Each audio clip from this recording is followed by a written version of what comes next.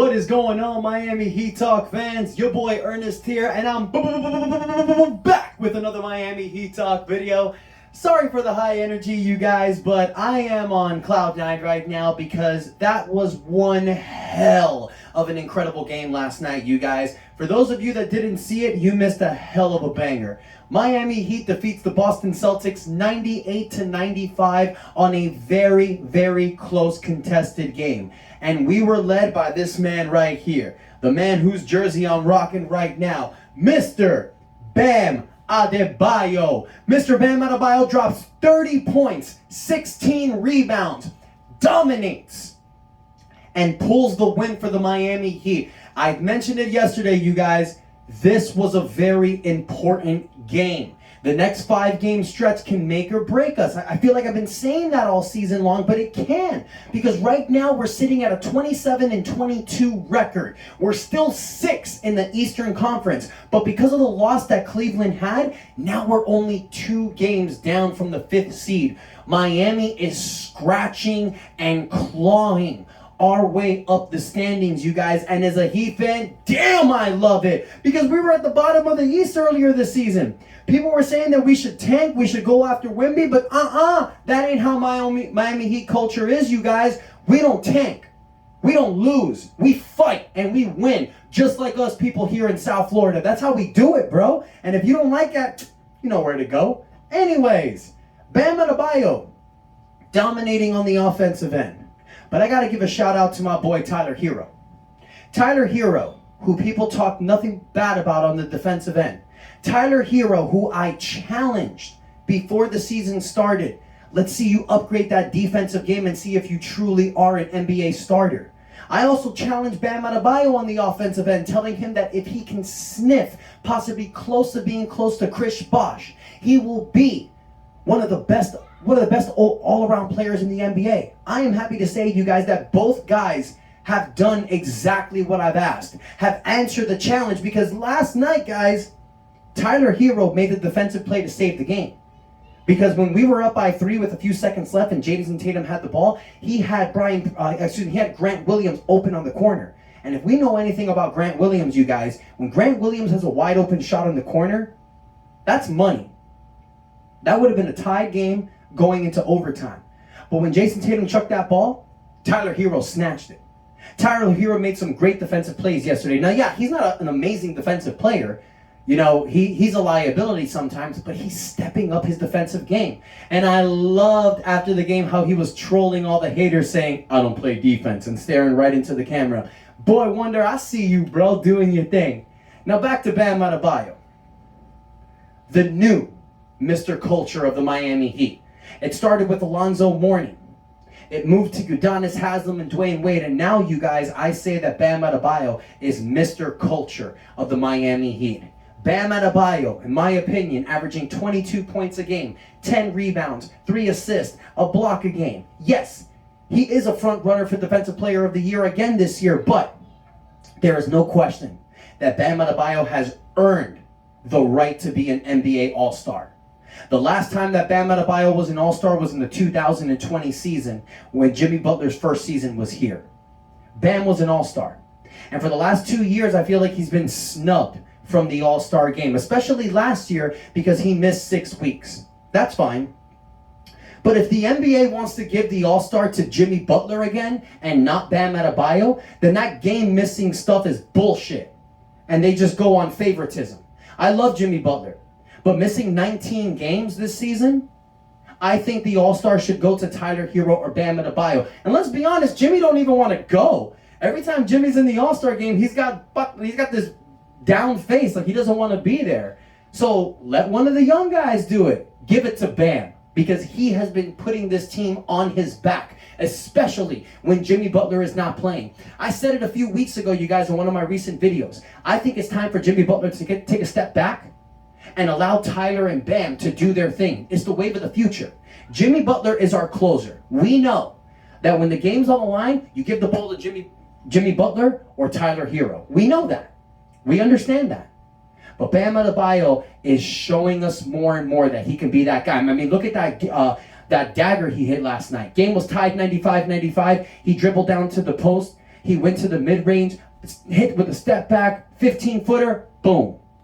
Bam Adebayo is showing you that you can give him the ball at the closing seconds. I'm loving it because we have a three-headed monster offensively. You got Jimmy, Tyler, and Bam all averaging over 20 points a game. Now, my opinion, the reason why they're all averaging over 20 is because they miss a lot of games. I mean, it's just to be honest. But I'd love to see them on the floor together doing this type of damage because I feel when Jimmy Butler's out there, Tyler and Bam defer more towards him. So I think it's time to give the reins to these guys, have Jimmy take a little bit step back. Let them do their thing for the first 3 quarters, and when it's fourth quarter, it's Jim VP time. My opinion, what say you guys? Now let's stay on the topic with Jimmy Butler because last night pissed me off. But then they made up for it. For those of you that saw the game, before the game there was something that went very viral. There was a child who was there with his sister who said he traveled 4,400 miles to see Jimmy. Is it true or not? I don't know. You know, people fucking lie. But still, when he had the sign, he was asking Jimmy for an autograph or a coffee or something like that. And then the kid got notice a few minutes before the game that Jimmy wasn't playing. And you could tell the look on this kid's face, it was devastating. And then they brought the kid on the court. They gave him a signed autographed Jimmy Butler jersey with a basketball. And he took a picture with Gabe Vincent. Okay. And I'm just like, damn, man, that sucks. Like, you think of that one kid, but I'm not only thinking about that kid. I'm thinking about guys like me. There was a lot of families out there. There was people that spent over $1,000 on tickets, a few $100s on food to take their kids to see Jimmy Butler. And he doesn't play. And it's not just Jimmy. It's Kyrie Irving. It's James Harden. It's Kawhi Leonard. It's Giannis Antetokounmpo. It's all these stars that do that. Now, it's probably not them. It's probably the team. But what the hell? Guys, I come from the era of the 90s. I am the hugest 90s basketball fan. I've watched guys like Michael Jordan, Scottie Pippen, Penny Hardaway, Shaquille O'Neal, Kobe Bryant, Shawn Kemp, Karl Malone, Patrick Ewing, David Robinson, Hakeem Olajuwon. The list goes on and on and on. These guys didn't take rests. They made a fraction of the money that the players today make, and they busted their ass and played 82 games. Pat Riley did an interview recently that said, players aren't made like they were in the 80s and 90s. Back then, it was a badge of honor to play 82 games. It ain't that anymore. It's not that anymore. Honestly, guys back then to guys now, it's a different mindset. I'm not going to call them lazy because the teams allow it. If you're going to get paid $140 million and your job can tell you, hey, you can take half of the year off if you want to, we're not going to penalize you for it. I'm sure you would do that too. I would fucking do that. If you're telling me I don't have to play, I'm not going to have to play. And I'll tell you the reason why I think Jimmy didn't play. Boston was missing a lot of guys last night. They were missing Marcus Smart. Now, I said they were going to miss certain other people that actually ended up playing. Robert Williams did actually play. But Jaylen Brown didn't play. Marcus Smart didn't play. Danilo Gallinari didn't play. Malcolm Brogdon didn't play.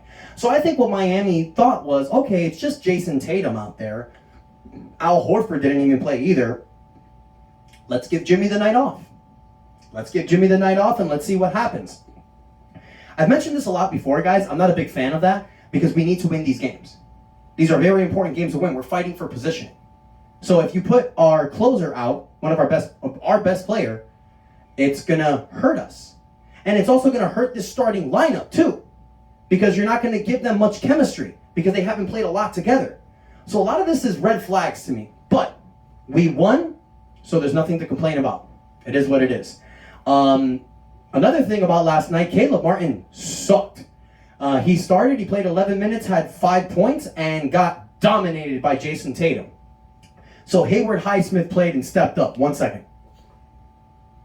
Hayward Highsmith played, stepped up, gave you 15 points, 10 rebounds off the bench. You also had 13 points from Max Strus. You had 12 from Victor Oladipo. Everybody was stepping up on the defensive end mainly, but it was Bam Adebayo's show. So it's really good to see this Heat team doing what they're doing. It's good to see Bam and Tyler evolve. They're playing a lot better. They're showing you that they can be those guys. And the movement of the future looks very bright with this Miami Heat team. We have Orlando on Friday. So Miami's got a 2-game rest.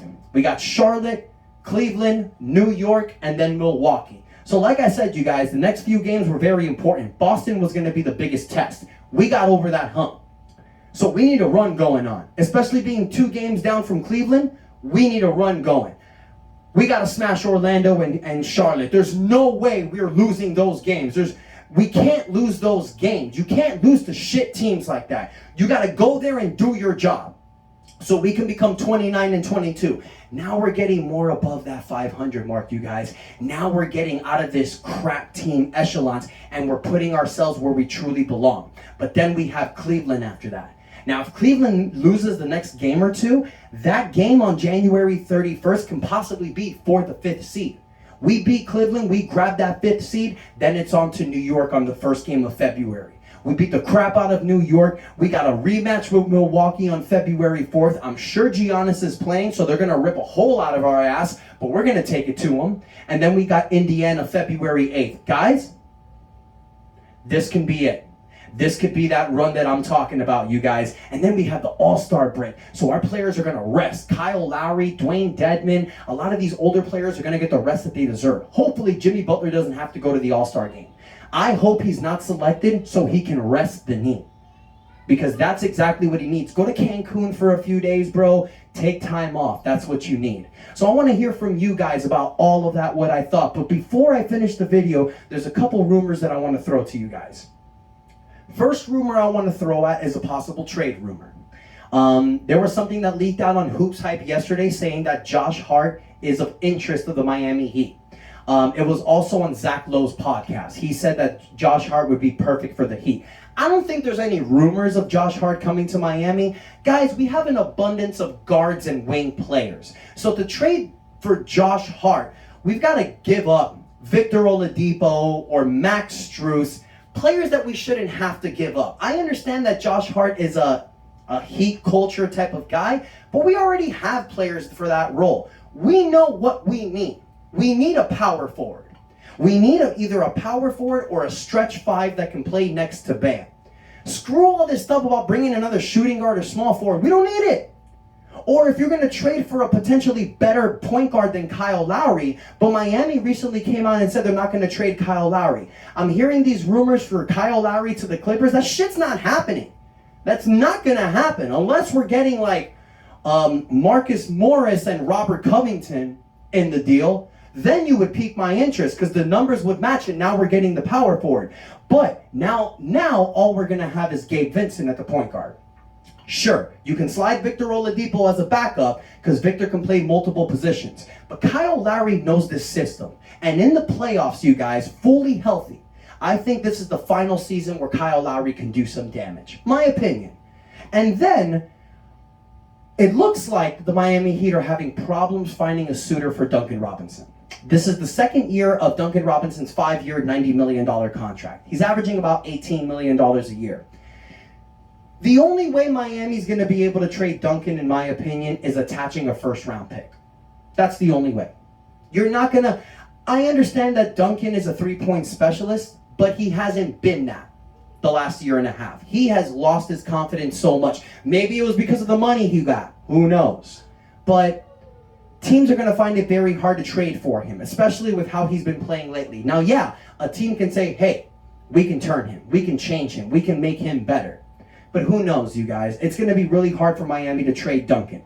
I think what Miami needs to do to trade Duncan, you need to include some pieces like a Gabe Vincent, a Max Strus, an Omar Yurtseven, or one of these younger guys like Hayward Highsmith, or potentially Caleb Martin, Victor Oladipo, and throw in a first-round pick. But I'm not doing that unless the offer is nice. Miami's going on a nice little run. We're getting our momentum back. We're getting our health back. I don't think a big trade is needed. It's like I said yesterday. I think Miami needs to make a small move to upgrade this roster. You get a Serge Ibaka, you get a Jay Crowder, you get a player like that can fill in a certain role. We need a power forward or a center next to Bam. That's what you got to go for. So you guys let me know what you think. Who would you like the Miami Heat to trade for? Let me know in the comments. But most importantly, y'all, please take a moment to hit the like button, and don't forget to smash that subscribe button. Let's get your boy to 1,000 subscribers by the NBA playoffs, and you will see this jersey,